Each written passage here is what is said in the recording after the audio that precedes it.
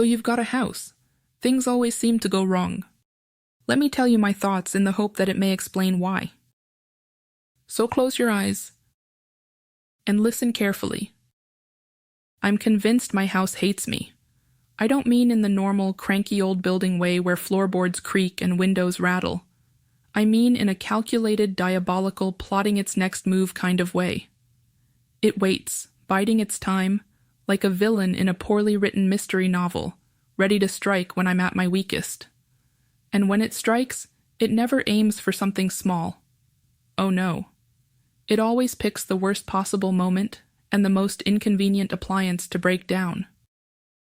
Take, for instance, my water heater. It's a trusty old beast, probably older than I am, and it's seen me through countless winters. So naturally it decided to retire the day before my in-laws arrived for Christmas.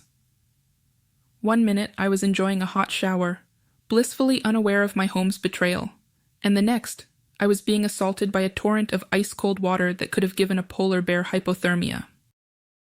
There's a process to these things, of course. First, you scream. Then, you hop out of the shower, half-soaped and shivering, performing what I call the penguin panic dance. Then, you frantically search for the problem, hoping it's just a minor glitch, like the heater accidentally thinking it's on summer vacation. When that fails, you resort to yelling at the water heater, as if it can understand your outrage and remorse for never descaling it properly. Calling a repair service is the next inevitable step. This part is its own brand of hell. You think you'll just dial the number and get an appointment, but oh, sweet summer child, how naive you are.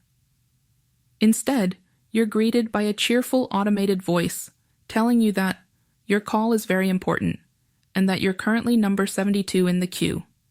Fantastic.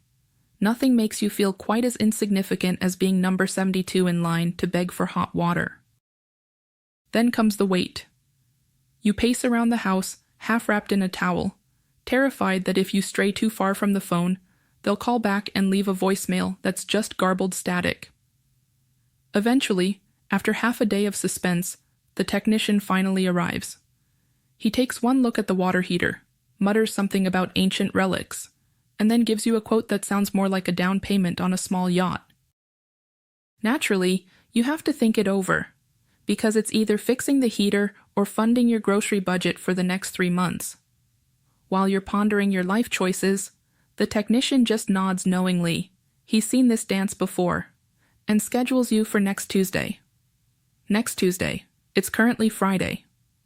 I can practically feel the frostbite setting in just thinking about it. And that's just the water heater. Don't even get me started on the refrigerator that decided to go on strike the night before a dinner party, or the washing machine that seems to be training for the spin cycle Olympics at 2 a.m. It's as if the appliances all hold secret meetings where they plot the most strategic and emotionally devastating moments to malfunction.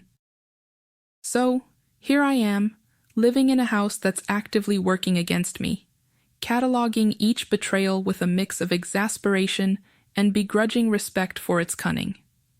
Maybe one day, I'll figure out its master plan. In the meantime, I'll be here, shivering, on hold, and reconsidering the pros and cons of living off the grid.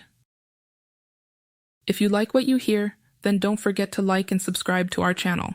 It helps us to continue making these videos.